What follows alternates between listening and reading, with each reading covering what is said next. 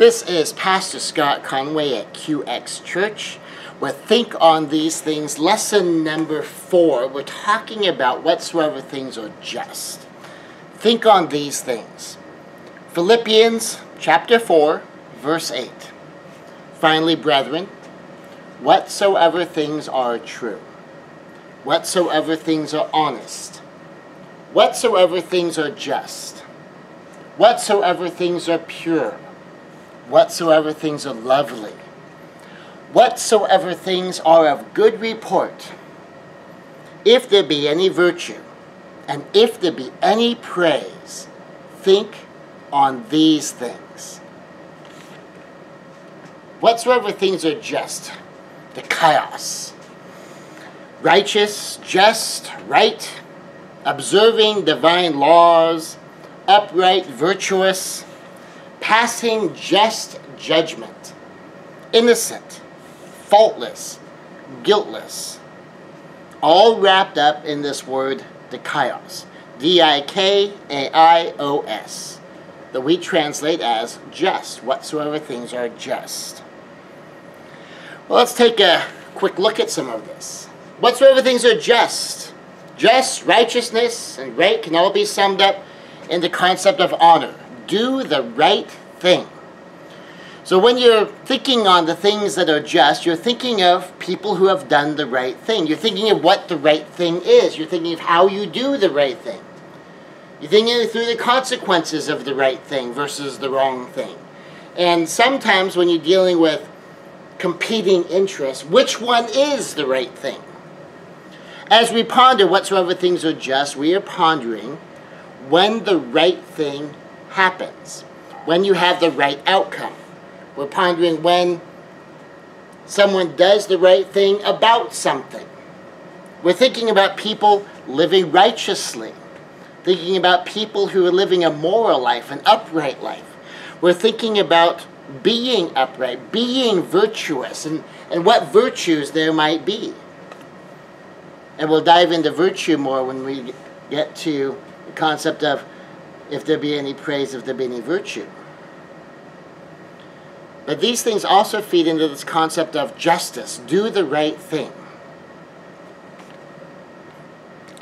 A big one here, though, is passing just judgment. Dikaios, passing just judgment. Now, one of the things to connect with on this is the fact we're talking about God's justice. So if we talk about God's justice, God's judgment, that is tempered with love, because God is love. It's tempered with long-term best interests. It's tempered with the wisdom and insight of God. So when we're talking about passing just judgment, we consider how God does it. It's an important part of just judgment, passing just judgment. Now, first off, you find this in John chapter 7, verse 24. In John 7:24, we find the statement that we are to judge with righteous judgment. So not only are we generally speaking not to judge, we're also told we are to judge. But that when we judge, we are to judge with righteous judgment. Specifically, we're told, do not judge by appearances, but judge with righteous judgment. And so this is almost like a double dikaios, the righteousness with the judgment.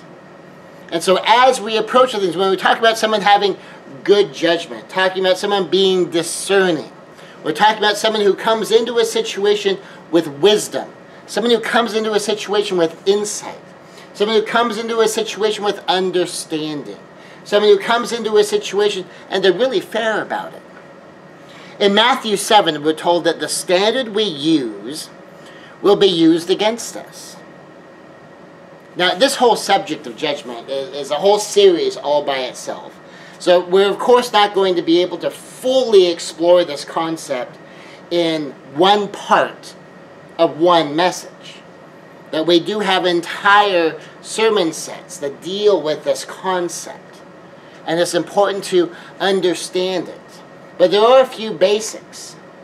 Part of it is we're going to judge with just judgment, that you have to pass judgment where your responsibilities are at stake. So if you have a responsibility to make a decision for the good of others in particular, then you are required to make the necessary judgment calls regarding the things connected to your responsibility. Now, a fairly obvious and dramatic example is your children. So as a parent, you are responsible for your children. And being responsible for your children means that you have to make judgment calls when it comes to your kids. Now, suppose there's an adult, maybe a friend, maybe a family member, and you know that they have a history of drinking, or they have a history of drug use, that they have a history of putting themselves in an altered state of consciousness where they're really not making good decisions. They're really not aware. And that when they're in this state, sometimes they make decisions that might be unsafe for the children. Do you let this person babysit for you? Do you allow this person to be responsible for your children, responsible for making decisions about your kids while you're even out for an evening, much less gone for a weekend or traveling for a week? You have a responsibility to make a good decision. Now, what if this is, well, you're just being judgmental. You're judging me for what I do, and you need to be forgiving, and you need to just let it go. Well, no, that connects to your responsibility. And because it connects to a responsibility, you not only have the right, you have the obligation to exercise good judgment, even if that means to pass judgment at a level appropriate to fulfill your responsibility properly. Now, related to this is your right. Where do you have a right to pass judgment? Well, you have a right to pass judgment on matters that affect you. So if something's going to affect me, I have a right to make a judgment call. I have a right to exercise good judgment.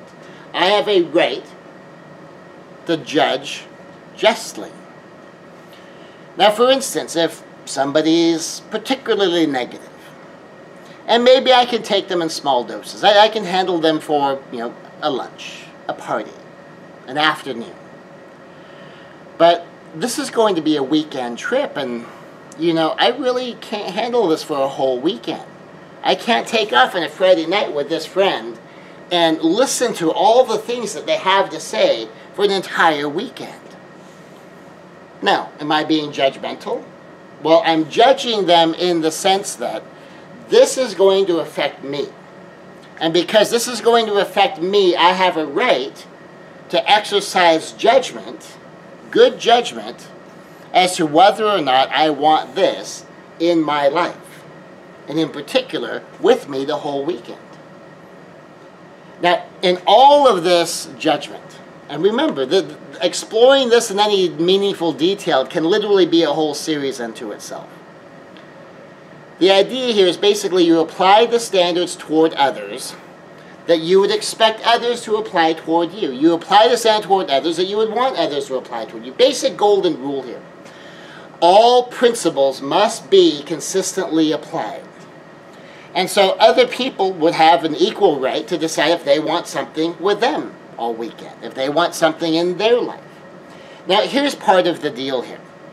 You don't have to pass judgment on a person as to whether they're a good person or a bad person. What we're talking about here is taking the judgment only as far as a known fact support. So that's a key. Take the judgment only as far as the known facts support. So if I'm going to decide, well, this negative friend, they probably are, they're narcissistic, and they probably have a histrionic disorder and a social anxiety disorder, and they're well, okay, now that's passing some pretty broad judgment.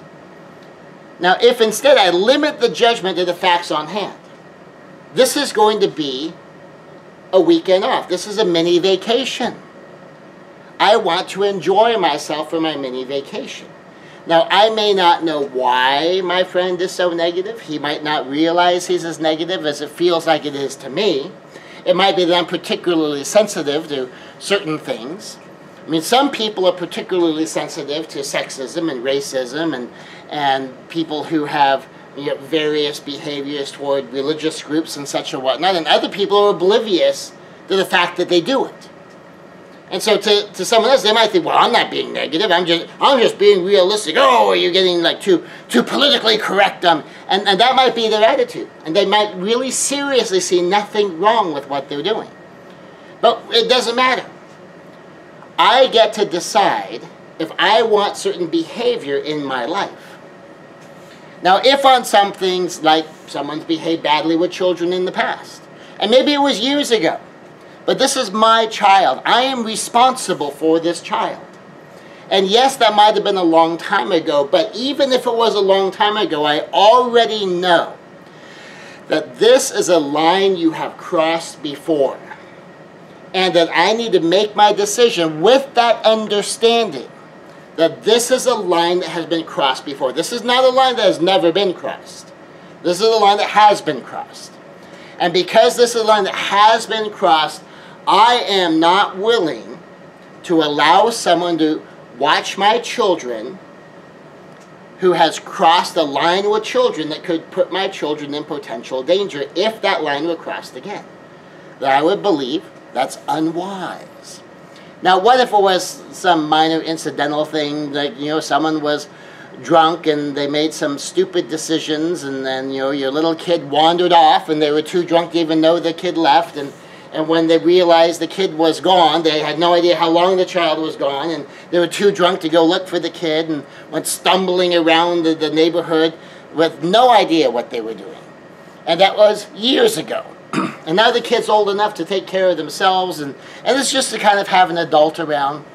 Could I decide that because, say if now my uncle no longer drinks, they've been sober now for 3 years, and then I'm going to let my 3-year sober uncle watch my now 13-year-old child while I'm gone, just so there's an adult around? I might make that judgment call. I might also make the judgment call that I'm still concerned. That if I'm not going to be around, if I'm not going to be available, I'd be willing to do it for an evening out, but I might be uncomfortable with the weekend. And I think, oh, heck no, if it's going to be a week of travel. Even if my now teenage child might be old enough to take care of themselves, that if this line gets crossed again, I don't want my kid to have to be the one to deal with it. I have a responsibility to make a good decision. But I'm not judging someone as, oh, you're a drunk, you're once a drunk, always a drunk. No, I'm saying, look, this line has been crossed before. Now, I have enough faith that the line won't be crossed again, that I'm perfectly comfortable having you around for a weekend, or around for an evening. Or if I'm doing a staycation, so I'm in town, so just in case something happens, I'm nearby. But if I'm going to be gone, if I'm out of town, if something happens and I'm not close enough to be able to do anything, I'm not comfortable with that. And that's okay. You take the judgment only as far as the known facts support. And remember, it's not that, well, you've done this before. It's like, this is the line that has been crossed before. And I don't want to take a chance on it being crossed again. I'm not saying you would cross it again, or you will cross it again. Is that I don't think I'm comfortable with it. And so you see how you limit your judgment to the actual facts at hand. And you keep the judgment loosely held. You're not saying he's a bad person. You're not saying he still does stuff like this. You're saying because it's happened before, because I know this line has been crossed. I know from history that this line isn't as solid as it would be if it had never been crossed, because it has been crossed. So is that making some sense? The idea you limit your judgment. You limit your judgment to the facts on hand and how they directly pertain to the situation at hand. It's not a global judgment. You're not diagnosing someone with a mental illness. You're not deciding someone has a disorder. You're not deciding someone's bad. You're just taking note, this has happened before, and I can't risk it happening again. Or there's certain behaviors that I don't want to have with me. Someone's a smoker. Okay, if you want to smoke, that's your business. However, I can also decide I don't want the smoking around me.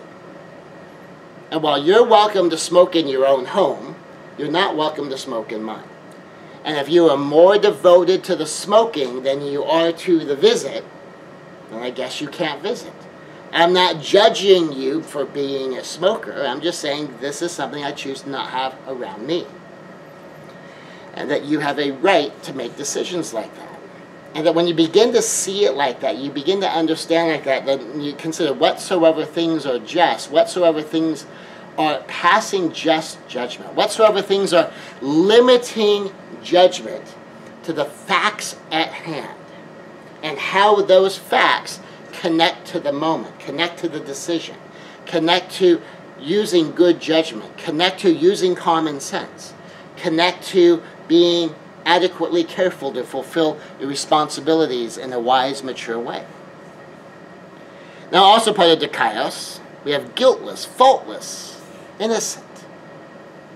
Guiltless, without guilt. Faultless, without fault. And then innocent. Now, these are less common concepts in our culture, so they're worth considering, because we tend to not use these terms, and when we do, we're not always very precise about them. We're going to talk about guiltless. Now, guiltless comes in two forms. One of them is guiltless means I don't have guilt, that I don't feel this emotion of guilt. Now, if I'm understanding that I don't feel the emotion of guilt, that doesn't necessarily mean I haven't done anything wrong. It just means I don't feel guilty. And it also, of course, means I did nothing wrong. Now, it doesn't necessarily mean that because I don't feel guilty, it means I did nothing wrong. Because there are some people who do wrong things and don't feel guilty about it. Some people can do terrible things and they don't feel guilty about it. Likewise, there's some people who don't do anything wrong and they feel horrible. They feel terribly guilty. That they're really prone to being sent on guilt trips. And when people send you on a guilt trip and you feel guilty, even though you did nothing wrong, even though maybe the thing that they wanted you to do, it might have been a good thing to do, but you have competing responsibilities. And they try to lay a guilt trip on you. So guiltless is I don't feel it. Maybe someone tries to lay a guilt trip on me. I don't feel guilty. I make the good choice. I do the right thing. And when someone tries to lay a guilt trip on me when I haven't done anything wrong, I don't worry about it. Don't feel it. But then there's the other guiltless of when you didn't do anything wrong, and we're going to connect that up to faultless. Faultless is having done nothing wrong. It's not your fault. And so when someone's guiltless, that they're not guilty in the sense that they're not at fault, it's not their fault. They didn't do anything wrong. But it's also not having done something wrong that led to something wrong. Now this is a trickier concept. Because yes, sometimes doing an okay thing, even doing a right thing, can sometimes have bad consequences. So sometimes even doing the right thing, we might have to think it through. Now a classic conundrum is, do you tell the truth? Well, most people say, well, of course you tell the truth.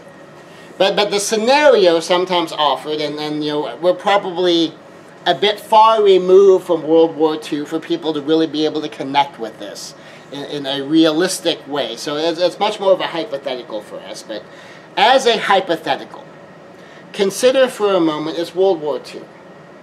And consider also that maybe you find out that your neighbor is hiding a Jewish family in their attic. And you know they're lying to the government. Is telling the truth the right thing? Generally speaking, yeah. And so if the SS shows up and says, are you hiding any Jews? You can honestly tell them, no, I am not. Do you know where any Jews are hiding? Well, you do. They're next door. They're in the attic. Do you tell the truth? Truth is a good thing. Telling the truth is a virtue.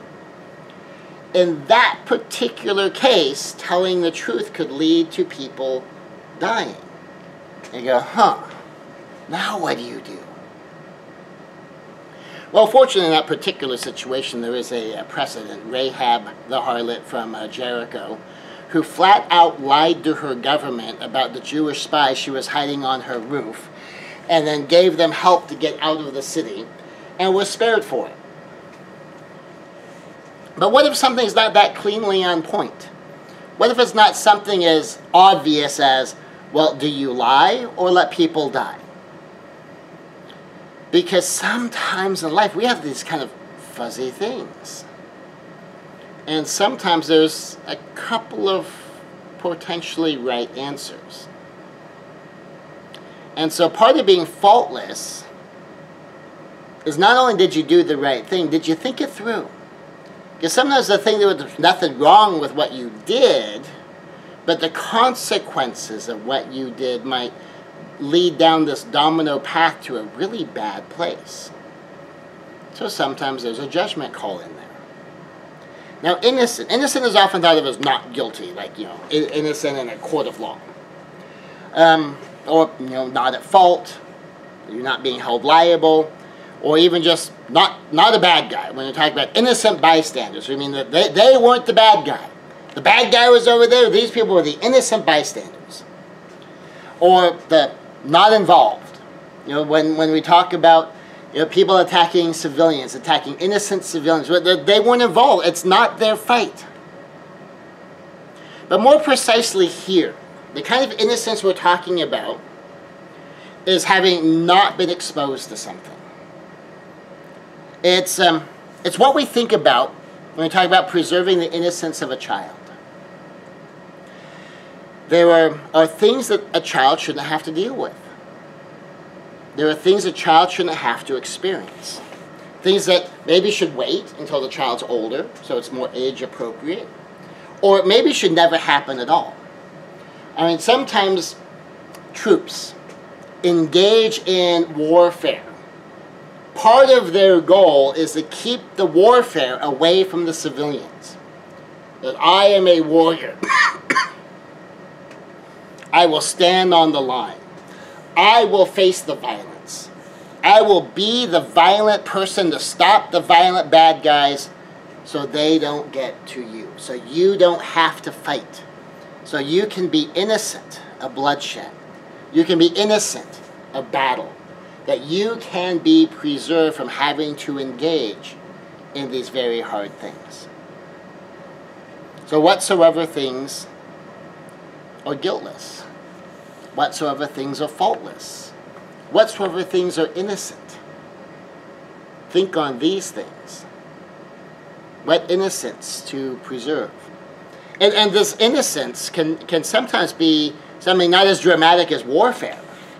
Sometimes it can be something as simple and straightforward as, say you eat meat. But you really don't want to have to kill your own cow. You really don't want to have to kill your own chicken. You really don't want to have to get your own fish. You just want to go to the store. There's a certain innocence in that, being separated from the bloody part, being separated from the death part, being separated from the hard work, and accepting that it's happening, someone's doing it, that's how we got here. I just don't want to have to be a part of that part. And that's okay too. That's a form of innocence as well. Now, here's an important concept to consider. Let the opposite prompt the pondering. Let the opposite prompt the pondering. Prompt the pondering. It's much easier to see injustice. Oh boy, we see some, that's just not right. Boy, do we get upset. And so we might get on social media, we might be, typing up a storm.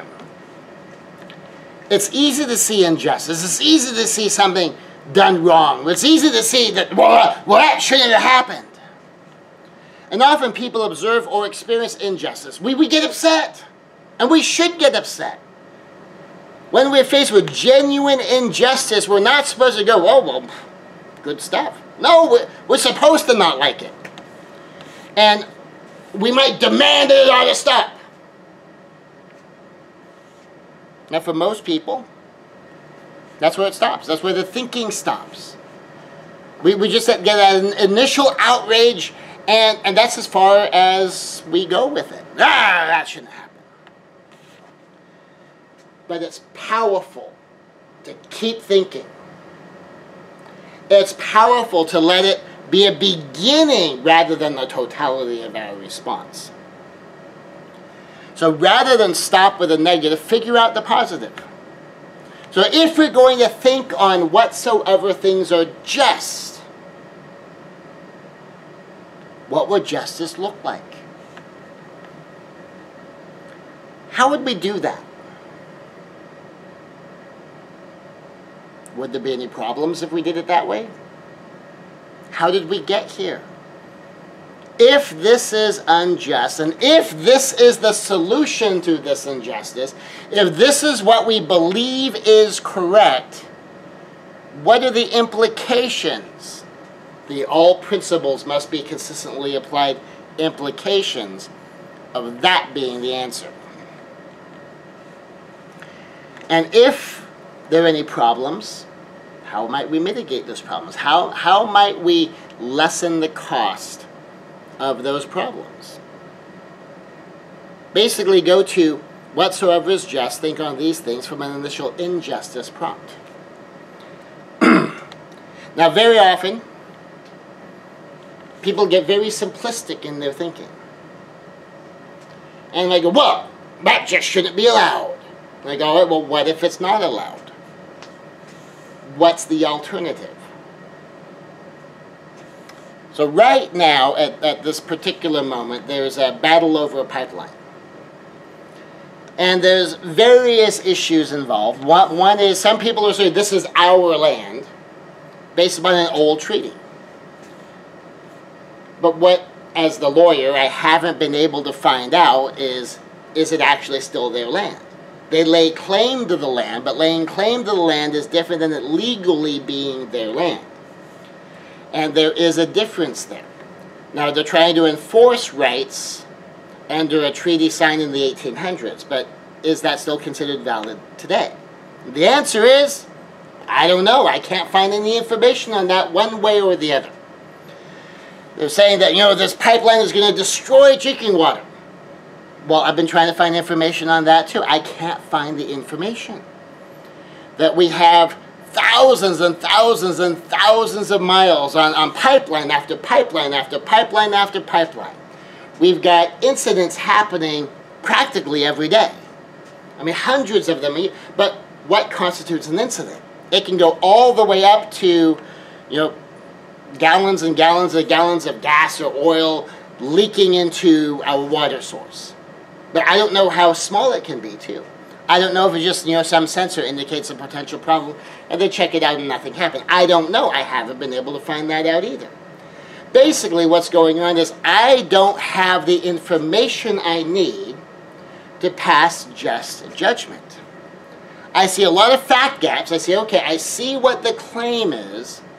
I can't find the information I need to know to ascertain the value of that, or the validity of that claim, just as the lawyer. Now, if I was going to take the case legally, the information I need isn't there yet. I mean, I'm sure it exists, but it's not available in the various reports. So what's the just thing there? I don't know, because I don't have the information. But boy, a lot of people are really, really sure. And some people are really, really sure on the other side. And there's a lot of reports back and forth. I actually don't know what the real deal is. I've tried to find out. I haven't been able to find out. I haven't invested a tremendous amount of time trying to hunt down the research and going to county recorders' offices and investigating things with the federal government. I've been hopeful a reporter at some time will do something like that, but that hasn't seemed to happen yet either. So what's the problem? Now, here's part of the thing in the application here. What's the right thing? First off, is the protest issue because they're protesting they're being opposed, or is it a trespassing issue? What if it's a trespassing issue? What if we're going to decide that it's okay to go on people's private property And it's okay to protest something that they're doing so long as you feel passionate about it. Would that then mean that if I'm doing something somebody doesn't like, that they're allowed to come onto my property to protest me? And that I'm not allowed to have them evicted? That I'm not allowed to have the police come get these people off my property? And if they refuse to leave my property, the police aren't allowed to try to make them leave the property. Now, is that the case? I don't know. I honestly don't know. But I haven't been able to find, well, where is the property line? I don't know. That's not being reported. Is the issue an issue of trespassing, or is the issue that they're trying to just stop protesters from protesting? Or is it they're trying to stop protesters from protesting on the private property, and it's a blend of both? And the answer is, I don't know. I haven't been able to find the information I need to be able to come up with a just judgment. I can see some of what's going on, and I don't like what I see. But I'm missing a lot of the context. That there's some things I would like to see done differently. But I have to really think through the implications of that. Like, for instance, if the basic idea is that no pipeline should ever cross any body of water that people use for drinking, anywhere downstream. What if that's the principle?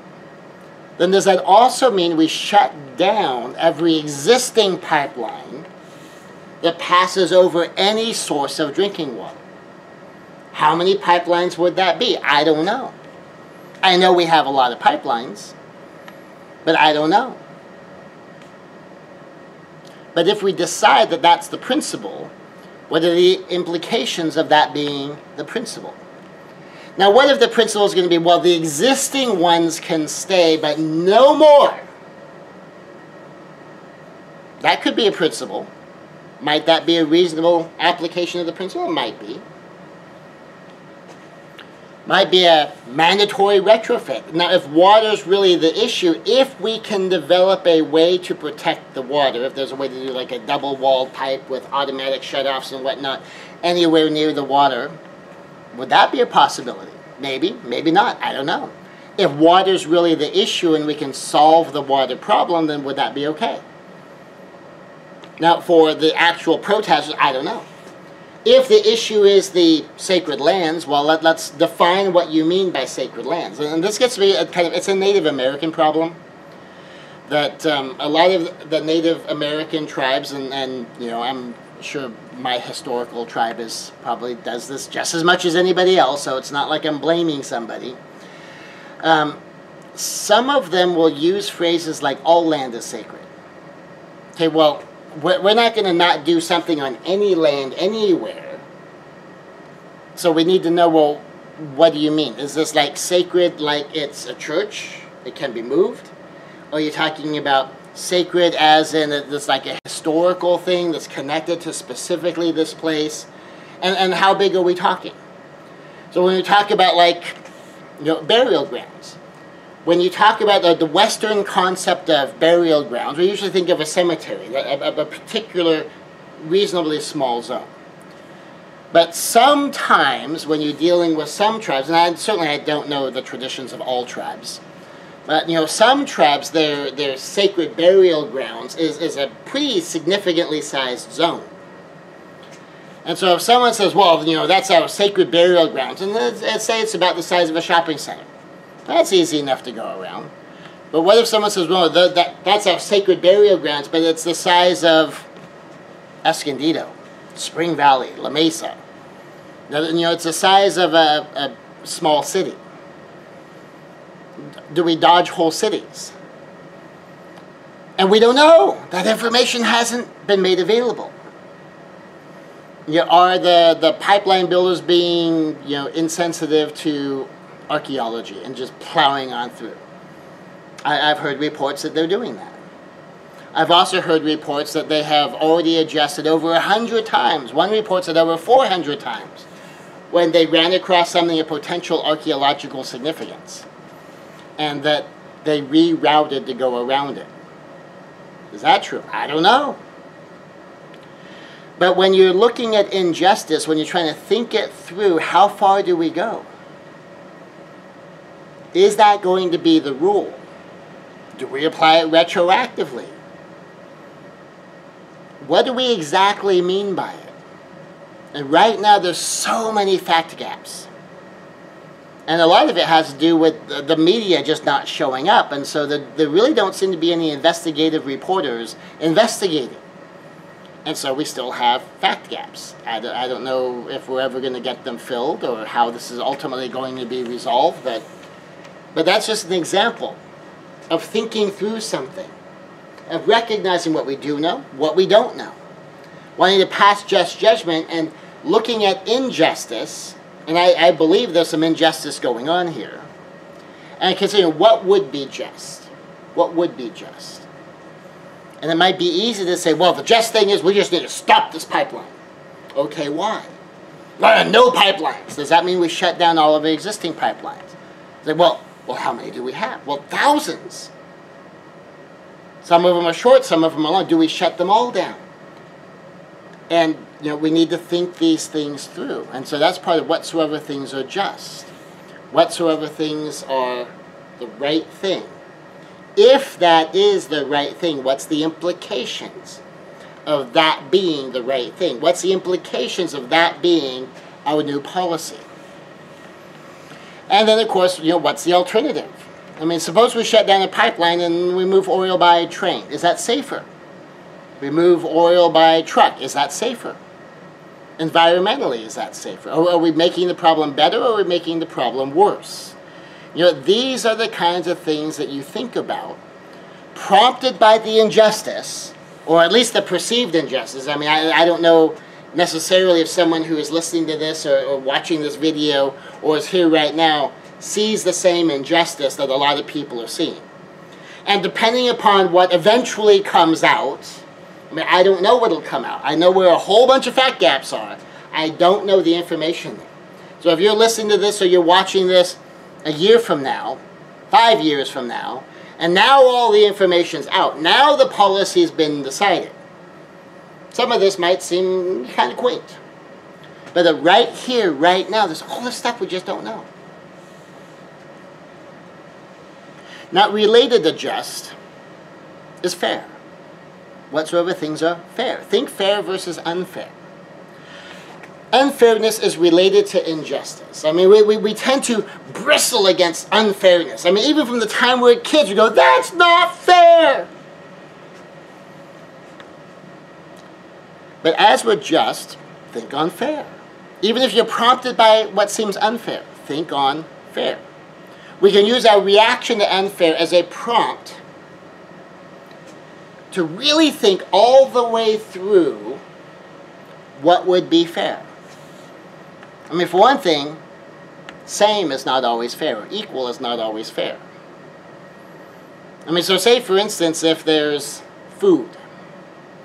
I'm a 200-pound grown man. And if it's me and a 5-year-old kid, do we split it in half? Well, first off, can a kid eat as much as I can eat? Of course not. So I'm probably going to have more food than this kid. Should I be not allowed to have any more food than the 5-year-old eats? Well, that's probably not going to fuel my body. Now, what if you say, well, the only fair thing is you give the kid just as much as you eat? Well, that's going to be too much for the kid. We're going to end up throwing a bunch of stuff away. And so that's just, one example of equal is not always fair. What if someone has more responsibility? Should they make the exact same amount of money? What if someone works more hours? Should they make the exact same amount of money? If you work 40 hours and I work 20 hours, should our salary be the same for the same job? Is that fair? Now, it might be a deal we engage in, and then we actually have a parable on that, where a wealthy man went to the market, basically the day laborers of his age, and says, look, I'll pay you. We'll use gold piece so that we all have a frame of reference. I'll pay you a gold piece. What? A gold coin to come work all day in my field. And people say, okay, I'll take that deal. Good deal. I'll take that deal. And they go to work. Around midday, guy comes back. There's a bunch of people haven't been hired. Gives them a job. So tell you, I'll pay you gold. Go work in my field. Nope. That's an awesome deal. Been sitting here all day hoping for some work. Goes toward the end of the day, an hour left in the workday. People are still hanging around. So, okay, tell you what, you guys go work in the field, I'll pay you a gold piece. The time comes, the people who won't put in 1 hour of labor got their gold piece. Why? That's what they agreed to. Next group came out, they got a gold piece. Why? That's what they agreed to. And the people who worked all day came up, they got the gold piece, and they were annoyed. Wait, those 1 hour, they got the same pay as that. That's what they agreed to. You made an agreement. Does that make that fair? Well, it depends. How are you going to decide what's fair? Is it fair to be paid what you agreed to? Well, of course. Is it fair that someone else got paid for 1 hour the same that you got paid for 8 hours? Well, that might seem, well, that's not fair. And so you see, sometimes it can be a little bit difficult to determine. It is fair that you get paid what you agreed to get paid for the work that you agreed to do for that pay. But it also seems kind of unfair that someone else would get paid a lot more. 5 times, 10 times as much as you. Hour for hour. So which one's fair? The answer is, well, yes, it depends on what principles you're going to be applying. And so you can think on that too. So let's look at jest through the lens of logizomai. So think, to intentionally focus your conscious mind and look at and ponder. To be thinking about just judgment. Doing the right thing. What is the right thing? And just think about these things. To reckon. Now this one, I always like the reckon one. It's to ascribe, esteem, or compute. What if you were to reckon something as fair? What is fair in this? Now this is particularly important when you're doing the injustice, unfairness prompt. And so back with the deal. If someone says, well, you know, we worked all day. Well, if you're going to reckon it as fair, well, what is fair about it? Well, what's fair about it is you agreed to this much work for that much pay. You agreed to it. And you're getting paid what you agreed to. And if I want to be more generous with other people, it's my money, I have a right to be more generous. And that's kind of what the lesson of the parable is. Don't grumble because you got what you agreed to. And so when you reckon something as just, you go, okay, what if this is just? What if this is right? What if this is the right thing? What if this person really is guiltless? What if this person really is faultless? What if this person really is innocent? What if you reckon it, supposing it, assuming the possibility, I'm getting a little bit ahead of myself, but suppose it's just possible. Assume it's possible. What might that mean? How might that change your perspective? How might that change your thinking about it? To count your blessings, and count and value. Because sometimes you have competing things. So what's more important, sameness or agreement? So back to our parable. Someone puts in an hour of work, they got paid as the same as someone who worked all day. Well, we have two competing values here. One is both sides got paid what they agreed to get paid. We have a leader that is being generous. But he's not being extra generous with the people who agreed early. He's being extra generous with the people who agreed late. And so which one of these values is more important? Because is it fair to pay one person hour for hour 10 times as much as someone else? Well, that would seem that's not fair. Is it fair to pay someone what they agreed to? Well, yeah, that's fair. So we have two counts. On one hand it is fair, on the other hand it isn't fair. So now we need to do accounting. So which one's more important? Because this is going to affect future decision making. Not just the emotional response to the moment, because tomorrow morning, if there's still harvest to be brought in and the same person shows up and they want to hire people for the day, how you determine your perception of yesterday will affect the decisions you make today. So if you're one of those people that worked all day long and he's looking for laborers for the second day, do you go work for him? Knowing yesterday, he picked up people in the middle of the day and the end of the day. Will he do the same thing today? I don't know. Maybe he will, maybe he won't. Maybe if you don't take the work, you're not going to get any work. Maybe he's going to pick the people he wants. If you turn him down, he's not going to pick you up in the middle of the day. He's not going to pick you up at the end of the day. Because he remembers you didn't want to work. You only want to work when you're going to get double pay or 10 times pay. How do you make that decision? Well, a lot of it's going to depend on how you account. What value you place on one principle as opposed to another.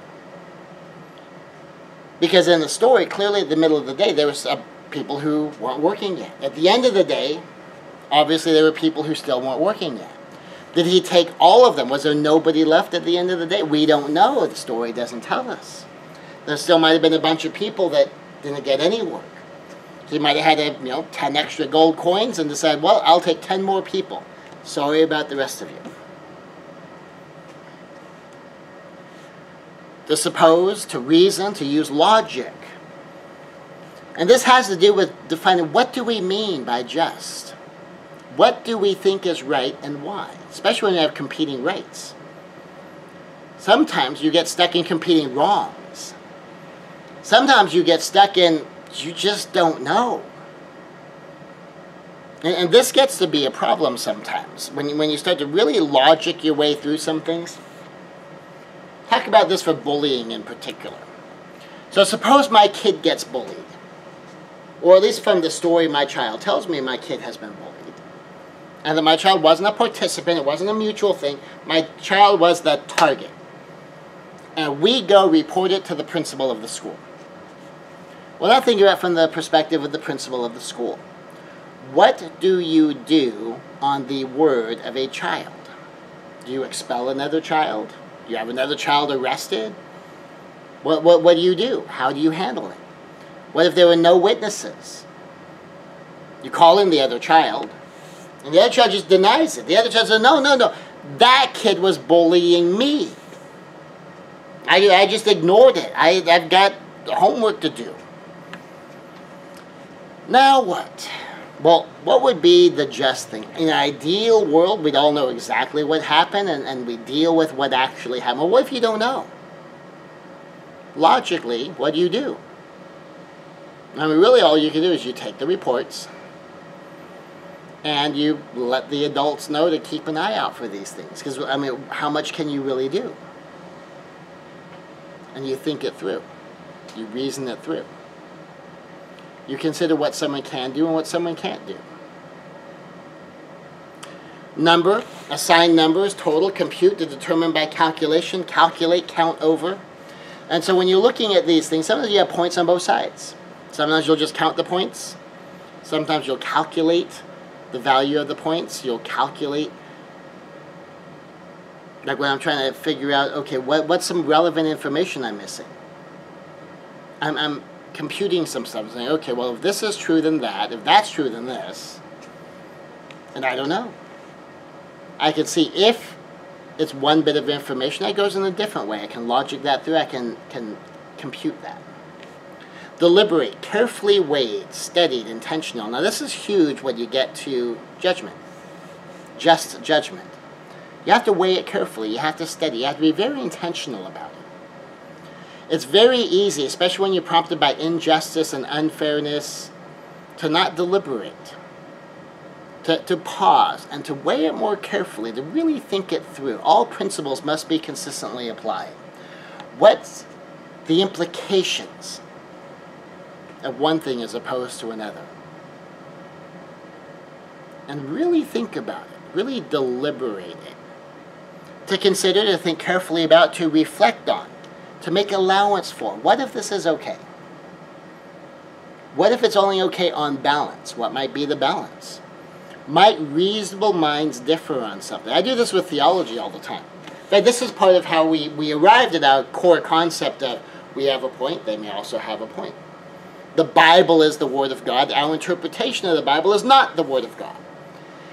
And it's because learned scholars in seminaries all over the world, down through history, of various factions, various branches, various denominations, studying history, studying the Greek, studying the Hebrew, studying the Aramaic, studying the culture, studying the context, studying the rabbinical writings. These people do not always arrive at the exact same conclusion. And a lot of these people are way smarter than I am. They're certainly much more steady than I am. And they will arrive at different conclusions from one another. Can they all be exactly, perfectly, and completely right? Of course not. Is some of them probably more right than others? Yeah. How do you decide? How can you be sure? Well, sometimes you have to consider, make allowance for the possibility that they have a point. We may or may not agree with the point, but we respect the fact that they have one. And to meditate on it, to deeply contemplate many aspects of and to dwell upon. It's back to that principles thing. Where else might that principle apply? Embrace, elevate, expand. If we were to expand that principle, what are we really talking about here? And judge, to form an opinion, to draw a conclusion. It's pretty much what justice is. That's just judgment, judge righteously, judge properly, limit the judgment to the facts at hand. Hold loosely to your judgment. Always be open to new facts.